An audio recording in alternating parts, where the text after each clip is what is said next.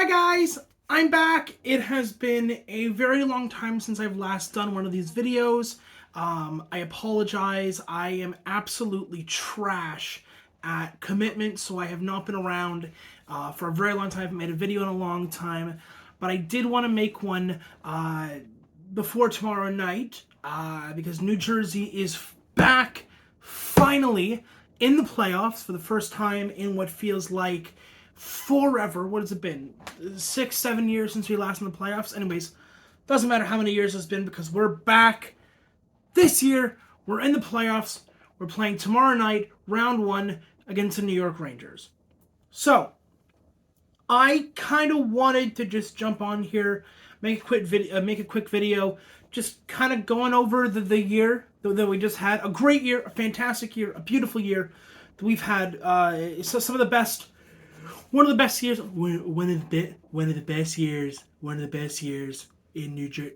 One of the best years that New Jersey has ever had. Yes, that was a bad Trump.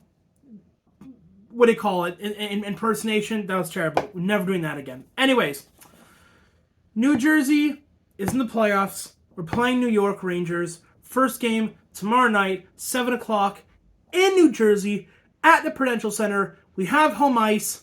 Hopefully we can grab game one. But I want to do a quick little recap of this year because there's a couple of things that people probably don't know. I don't know why I'm doing this with a pen, but it doesn't matter. This year was fantastic. Bunch of players had career highs in goals, had career highs in assists, had career highs in points. New goaltender in Vitek Vanacek. Vanacek played fantastic, but I want to start from the top and we're going to work our way to the bottom. So, first things first. We're going to look at the comparison from last year's New Jersey to this year's New Jersey. Starting off, Jack Hughes had 26 goals, 30 assists for 56 points last year. Granted, he did miss about, I'd say, close to a quarter of the season, but still ended up finishing with like 56 points in... I apologize, I'm just getting off work. 56 points in like what? 60 games? Almost point per game player. This year, staying healthy, he had 43 goals, 56 assists, and 99 points, just falling short of 100 points this year. A career high year for Jack Hughes, who is obviously the best, if not one of the best players on this entire team. Player number 2, Nico Hischier. Last year, 21 goals, 39 assists, 60 points. This man was a assisting, playmaking badass. This year, 31 goals, 49 assists for 80 points, and he has developed into, I'm going to say it, one of the best two-way forwards in the entirety of the league. If you watch a game and just watch Nico Hischier play, you see this man playing forward and defense. I would trust him with pretty much anything. You want me on the power play? Yes, sir. You want me in the penalty kill? Yes, sir. You want me on 4v4? Yes, sir. 5-on-5? Yes, sir. Doesn't matter. Put him on the ice. He's a genius. Career high in goals, career high in assists, and career high in points for a single year. Career year for Nico Hischier. Player number 3, Dougie Hamilton. This year had 9 goals. Sorry, my mistake. Last year had 9 goals, 21 assists for 30 points. It was okay on plus minus. Didn't do terribly, but I think it was like what, plus 10, plus 15. It was all right for a defenseman.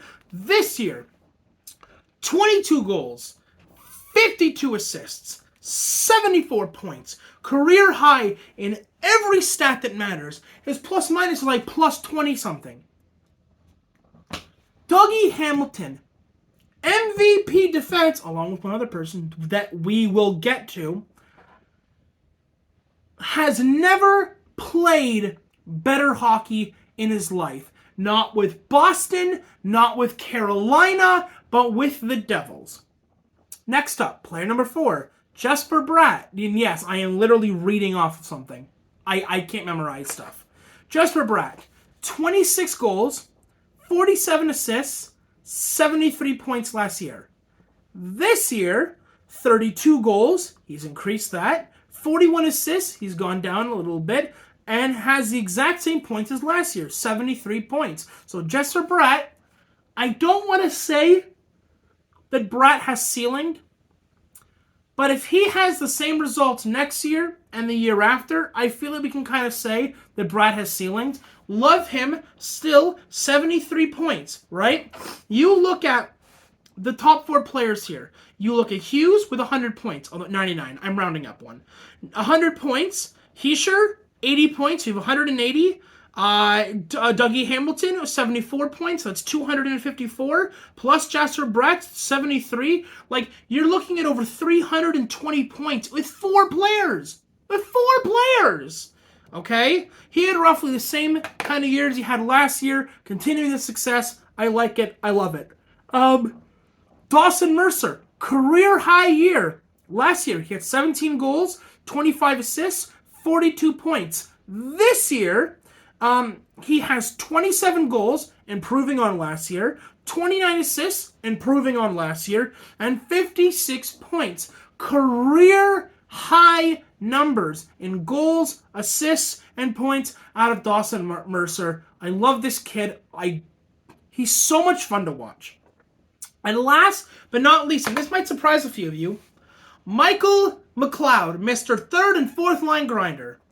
Last year, he had 6 goals, 14 assists, and 20 points. This year, he has 4 goals, 22 assists, and 26 points, improving from last year. I say again, career year in points and assists for Michael McLeod. The guy is playing so well. So, I made a list. It's an easy list, but one that you guys probably already know. MVPs for this year. Number 1, obviously, is Jack Hughes. Jack Hughes clearly is the best player on the team. He leads in goals. He leads in assists. He leads in points. Obviously, he takes home the New Jersey Hart Memorial Trophy. Art Ross and Rocket Richard from New Jersey. Guy's a force of nature on the ice. Number 2, Nico Hischier. He has, I think, become the most rounded, most two-way forward, and he's really made, ever since he was given the C, I trust him as captain.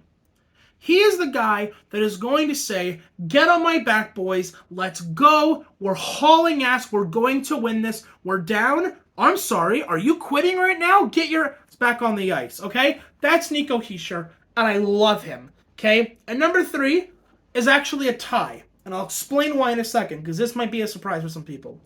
Number 3, Dougie Hamilton, which is obvious, but tied is Ryan Graves. So, Dougie Hamilton is obvious. Career year. Best hockey he's played his entire career. Had more goals than Graves. Had more assists than Graves. Had more points than Graves. But you know who did better in plus minus? Ryan Graves. So, I've often talked about this in previous videos. I think if you're playing defense, your most important stat is not your goals, is not your assists, and it's not your points. It's your plus minus. It's, are you on the ice when goals are scored? Ryan Graves not only has one of the highest plus minuses on New Jersey, I'm pretty sure it's the highest, but I'm also pretty sure is either in the top 10, or top 7 for plus minus in the NHL. You have the offensive firepower of Dougie Hamilton. He is an offensive defenseman. And you combine that with the defensive force in Ryan Graves. That man is on the ice. Pucks do not go in. I love Ryan Graves. And in my personal opinion, you need to lock him down for at least a couple more years. He's so good. Now, that's our MVPs. So our Norris is probably going to go to Graves over Hamilton. only because Norris should be going to the best defensive player, and Hamilton is obviously an offensive defenseman. However, I'll say this. This brings us to our trade list / release list. So at the end of the season, we have a lot of players either becoming unrestricted free agents or UFAs, or restricted free agents or RFAs. So there's a couple of guys who I think that in the offseason we should trade or kind of just let go. We can let them go and go from there. I have 3 players in particular which I don't think we should have next year. So I'll go through my number 1 and my number 2. I'll go through number 3, then number 2, then number 1. So number 3, I don't really know how I feel about this one, but I think Mackenzie Blackwood has to be let go. Now, I don't think that should be at the end of this year, because I don't like the idea of releasing a backup goaltender in Mackenzie Blackwood, and then just having Vanacek. I understand that we also have Akira Schmid, and we have Nico Daws coming up the pipeline. I don't think that Schmid is ready to potentially be playing 20 to 35, 38 games in the NHL. I just don't. He's almost there. It's like NHL ready, Akira Schmid. He's almost there, but I don't think he's quite there. And it makes me nervous releasing Blackwood and then basically only having Vanacek. That does worry me a little bit.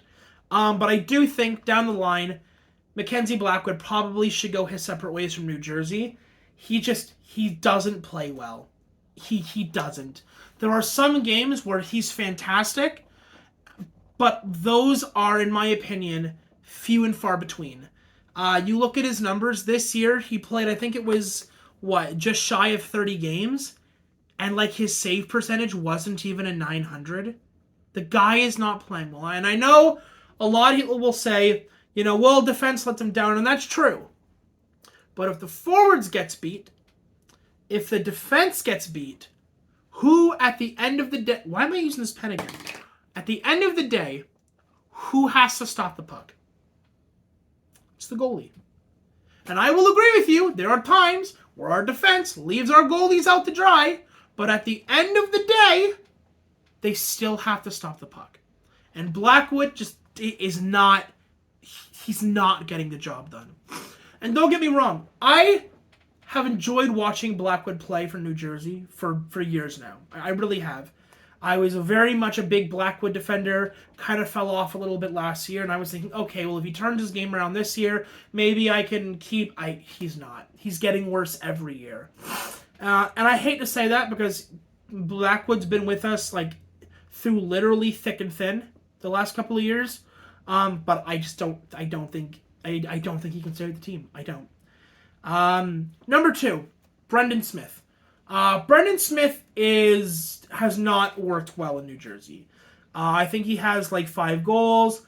I think he has 3 assists, 8 points and he's played almost the whole year, right? He didn't play every game, but when he did play, it didn't really make an impact. I understand we brought him over from Pittsburgh because he is a physical presence. He hits. He's a truck. In fact, I'm pretty sure, if I'm correct, you can go back to my first video on this channel, and you'll actually see me talking about how excited I am to watch Brendan Smith play because I like the physical presence. I didn't see it. I don't, when he's on the ice, I don't even realize he's on the ice. There are some guys like Reeves on, New York? Ryan Reeves? No, he's on... I almost want to say Minnesota. I can't remember what team he's in. Ryan Reeves. Rhino Reeves? Reeves? Big guy. He used to play for New York. I know that. When he's on the ice, his physical presence is felt. He's laying the hit. He's dropping people left, right, and center. Brendan Smith doesn't have that. I don't feel him on the ice. When Hischier's on the ice, I can see it. When Hughes is on the ice, I can see it. When Ryan Graves is on the ice, I can see it. When Marino's on the ice, I can see it. I don't see it with Smith. I just don't. Maybe you keep him around for another year, see how that goes. If he does what he did last year, I toss him. I don't see a need to keep him. Especially with Luke Hughes coming up. I just don't. I don't see it. And number one, everyone's favorite, or should I say least favorite player on this team, for a lot of you guys out there, Damon Severson. Damon Severson has got to go. Period. Nothing more for me to say about this. He played really well for us a couple years ago. Again, like Blackwood, has been with us through thick and thin. Has played with New Jersey for ages, but I think it's time for New Jersey to move on. Severson was at one point was in our top two pairings. Now he's in our bottom two, and there's a reason for that. He hasn't played well. He's cost us goals. He's not the same player he was 3 or 4 years ago. And I think to quote one of the greatest films on Earth, Star Wars: Revenge of the Sith, sir, I think it's time for you to leave. And I think that's true for Severson. Severson's got to go. He needs to leave. We got Luke Hughes coming up. Young guy, fresh guy, point per game player, by the way. I know he played 2 games, he has 2 points, but point per game player. Luke Hughes is coming up. Severson can go. You drop his, $6 to $8 million a year. You replace it with Luke Hughes's, $850, $920, $950 thousand a year for his rookie contract. And you end up saving $5 to $7 million on Damon Severson. If you need to, you go pick up an extra defenseman. If you are going to go the route of Mackenzie Blackwood being ditched at the end of the year, you go out and you find a suitable backup goalie. Because believe me, I've taken a look. The goalie selection this year, at the end of this year, as unrestricted free agents, is huge. By the way, Ilya Sorokin becomes a free agent at the end of the year. Ilya Sorokin, he's so good. He's so good. He's so good. Anyways, I just wanted to do a quick little video just giving my MVPs of the year, who should be traded, who shouldn't be with us next year, and just showing that this team is not the same as it was last year or the last couple of years. Career highs for Hughes, for Hischier, for Bratt, for Hamilton, for Mercer, for McLeod. This team is great, and we've got Game 1 tomorrow against the New York Rangers. First playoff game in 7 years at The Rock at Prudential Center. And I will be making videos for the entirety of the playoffs. Okay? I am not... You can hold me to this. You can hold me to this. I am going to make a video for every single Devils playoff video. Whether it's that night or it's the morning afterward. This needs to happen. I'm going to try to stay committed. Again, I'm sorry, I have commitment issues. The whole second half of the season, I think I made 3 videos, okay? It was not good. Next, I'm going to try it again. But yeah, thanks for watching, and I guess we'll see you guys tomorrow night? Tomorrow night tomorrow night, since the game. Yeah, tomorrow night, and yeah, I'll see you guys then. Adios.